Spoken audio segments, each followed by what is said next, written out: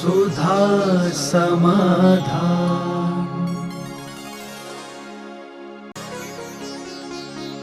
नमोस्तु गुरुदेव। यदि देव देवियों को अपने पूर्व भव के पति या पत्नी से स्नेह हो तो क्या वे उनसे राग नहीं करेंगे?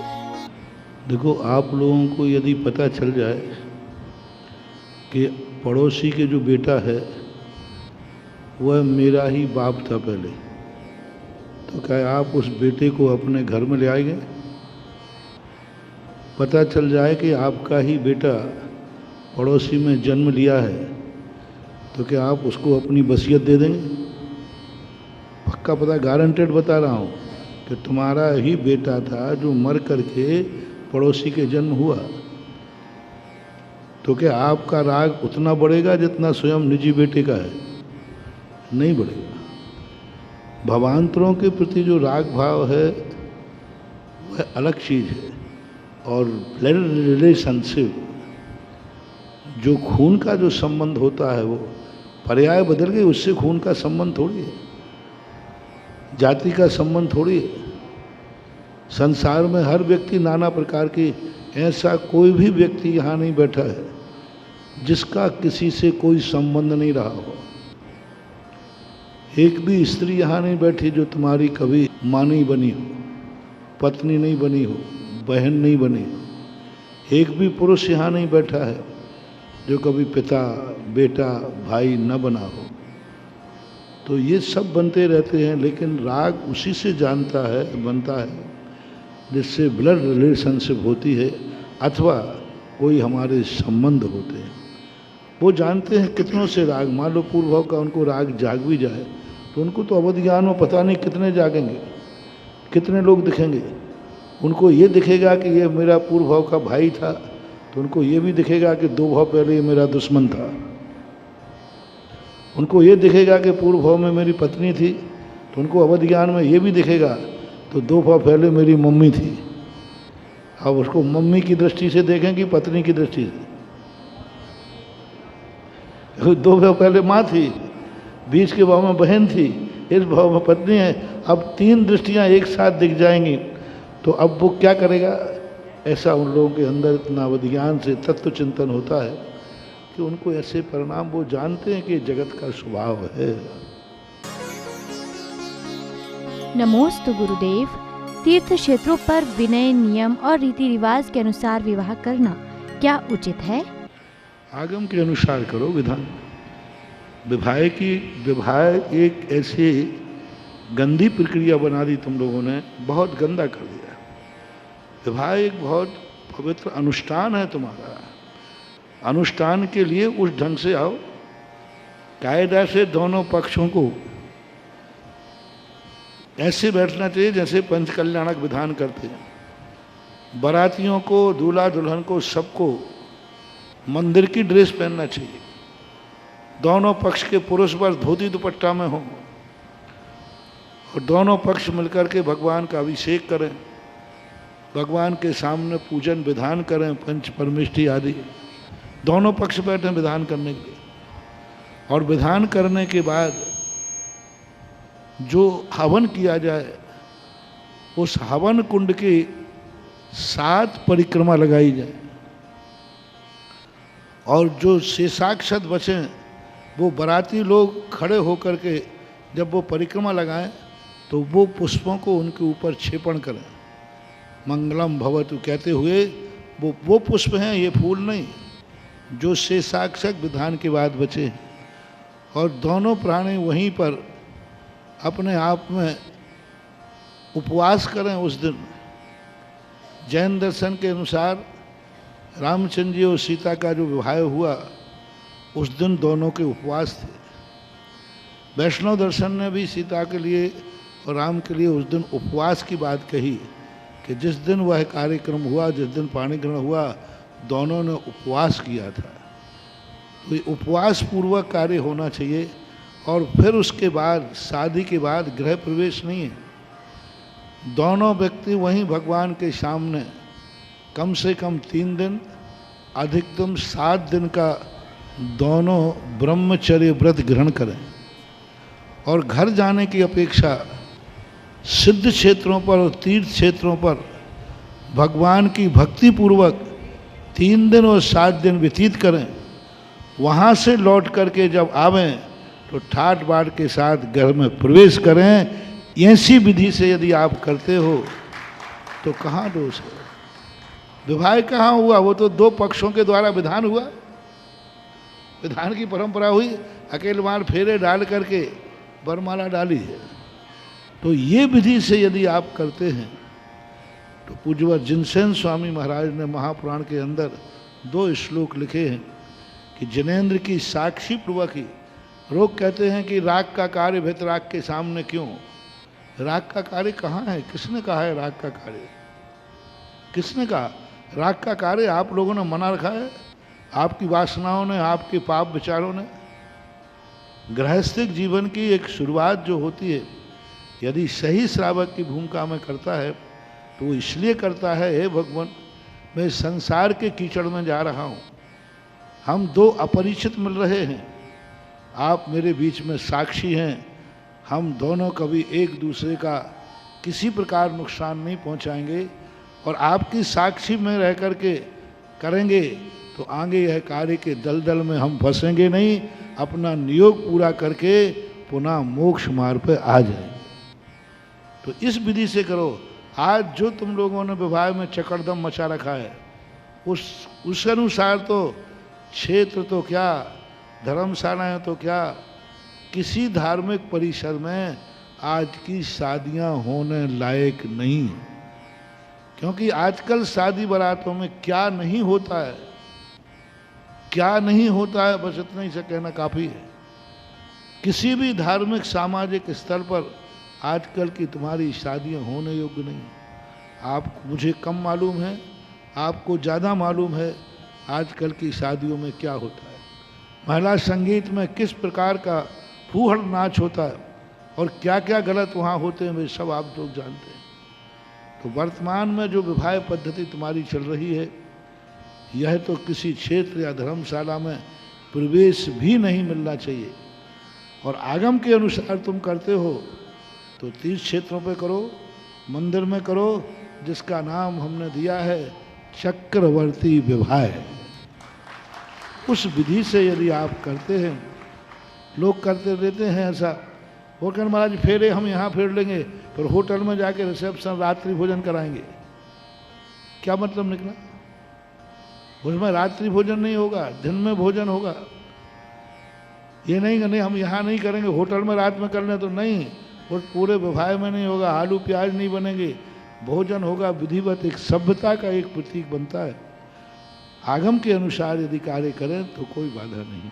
हमने 10-5 पंडित तैयार कर दिए, बहुत अच्छे, जिनको चक्रवर्ती विवाह आगम के अनुसार करना हो।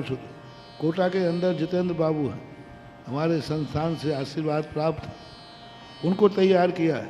उनसे पूरी विधि आप पूछ लीजिए, पूरी विधि से वो कराते हैं। 2-3 विद्वान और संस्थान से किए गए। तो इस प्रकार के ऐसे कार्यों में पंडित कराता है तो कोई बाधा नहीं।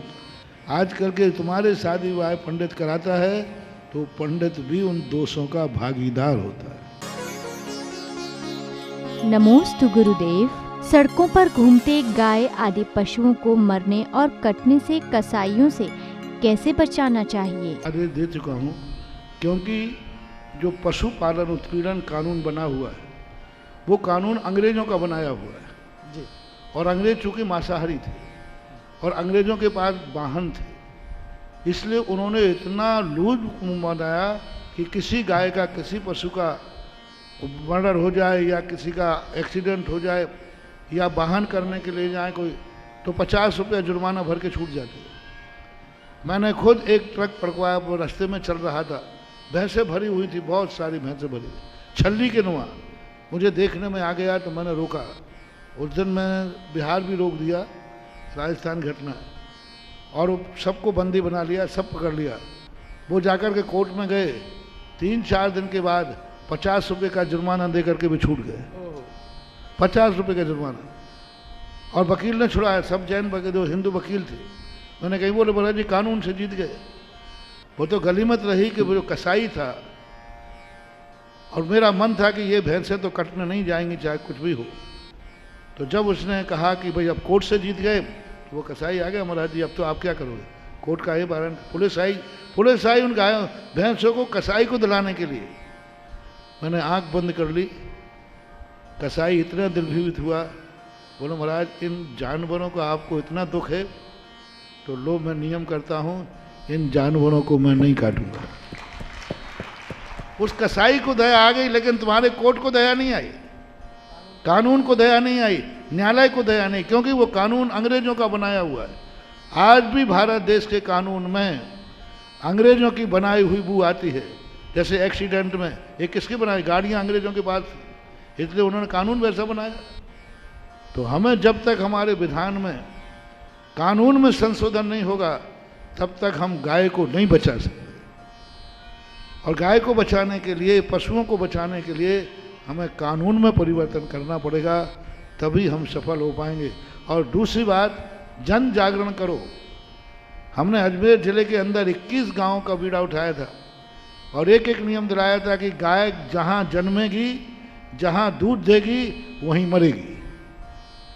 तुम्हारे पास जितना खाना है खिलाओ, नहीं है तो तुम भूखे मरो, गाय भूखी मरेगी। गाय अपने जो गांव की गाय है वो गांव में ही मरेगी, और गांव की गाय गांव में मरती है तो उसका पुण्य कितना है, और घर के दूध पिलाने माँ गांव के बाहर मरती है तो उसका कितना पाप है, ये मैंने वहाँ बताया।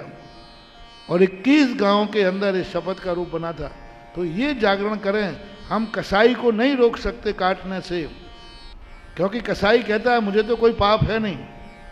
हम रोक सकते हैं उनको जो उसको माँ मानते हैं, हम रोक सकते हैं उनको जो उसका दूध पीते हैं, हम रोक सकते हैं उनको जो अहिंसा के पुजारी हैं, कि ये नियम ले लें कि हम गाय को कभी भी बेचेंगे नहीं।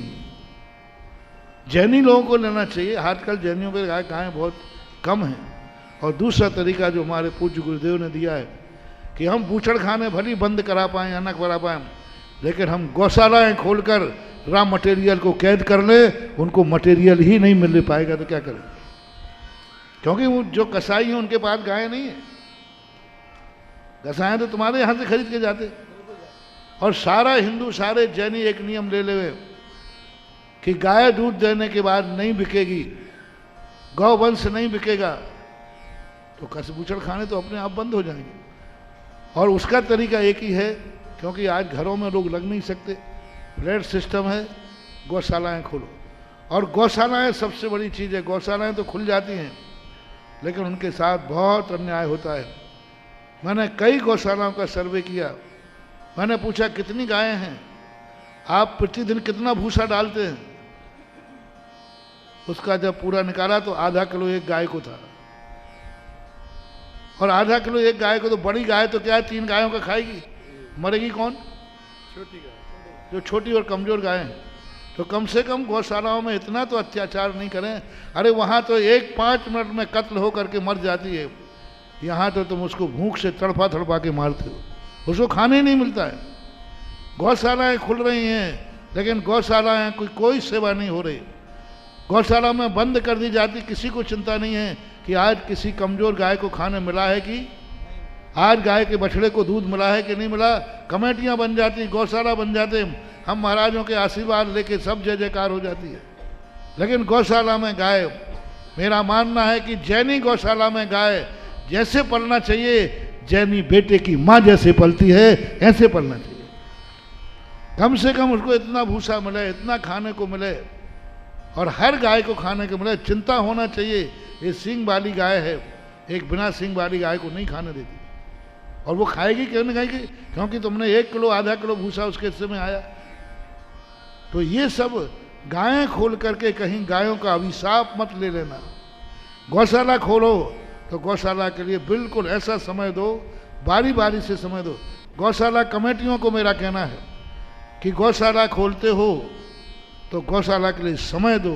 वे मूक प्राणी हैं और मूक प्राणियों के लिए उनकी बद्दुआ बहुत खतरनाक होती महानुभाव, क्योंकि वो जब मरते हैं भूख से और वो रात भर भूख से बैठे रहते हैं, तो खाने को दो, व्यवस्था करो और गौशालाओं को खोलो, तभी बूचड़ खाने बंद होंगे। और ये सड़कों पर छोड़ने वाली गायों को तो जब तक कानून सख्त ना हो, पहले कानी हाउस थे, आज कांजी हाउस कहाँ है? पहले कांजी हाउस थे। गाय को यदि कुछ भी करते थे तुरंत कांजी हाउस में जाते थे, उसको कांजी हाउस में छुड़ाने जाना पड़ता था। आज कांजी हाउस खत्म कर दिए गए। यदि कांजी हाउस फिर से शहरों में चालू हो जाए और वो चले, कम से कम व्यवस्थित चले, तो व्यवस्था बनाना चाहिए। हम साधु लोग के पास दो शक्तियां हैं, मन और वचन। तुम्हारे पास दो शक्तियां हैं, तन और धन, चारों मिला दो, सब काम सफल हो जाएंगे। नमोस्तु गुरुदेव। आचार्य कुंद स्वामी जी का काल कौन सा था और उनके गुरु कौन थे? क्या मूलाचार, कुरल काव्य और षटखंडागम की टीका आचार्य कुंद स्वामी ने लिखी थी? उज्ज्वल कुंद स्वामी ईसा शताब्दी प्रथम के आचार्य थे। 11 वर्ष में जिन्होंने दीक्षा ली, 26 वर्ष में वो आचार्य बने, 95 वर्ष तक वो जीवित रहे।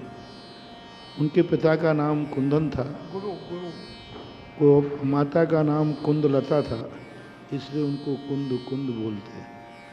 दीक्षा के नाम पर उनके 5 नाम पड़े: पद्मनंदी, कुंद आचार्य, एलाचार्य, वक्रग्रीवाचार्य, गृध्र पिच्छाचार्य। दीक्षा लेने के बाद दीक्षा जो इनके थी, इनके गुरु जिनचंद्र स्वामी थे। जिनचंद्र के ये शिष्य थे। जिनचंद्र की जो परंपरा है वो आगे भगवान महावीर से जुड़ती है, ऐसा इनका परिचय मानना चाहिए। इनके संबंध में अभी ऐतिहासिक दृष्टिकोण से हम नहीं कह सकते हैं कि ये उनके ही कुरल काव्य उनका है, ऐसा नहीं कह सकते। लोग मान रहे हैं क्योंकि कुंद स्वामी तमिल के थे और तमिल के होने के नाते कुरल काव्य को उनका माना जा रहा है। अभी इतिहासकार एक सहमत नहीं। षटखंडागम की टीका के संबंध में उल्लेख मिलता है प्रकीर्णक कुचित कजाते कि उन्हें परिक्रम नाम की एक टीका लिखी थी। परिक्रम उसका नाम था, लेकिन वो आज वर्तमान में उपलब्ध नहीं है। इसलिए जिन ग्रंथों के आपने नाम लिए, ये अभी पूर्ण निर्णय की कसौटी पे नहीं आए हैं कि ये उन्हीं के ग्रंथ हैं। सुधा समाधान।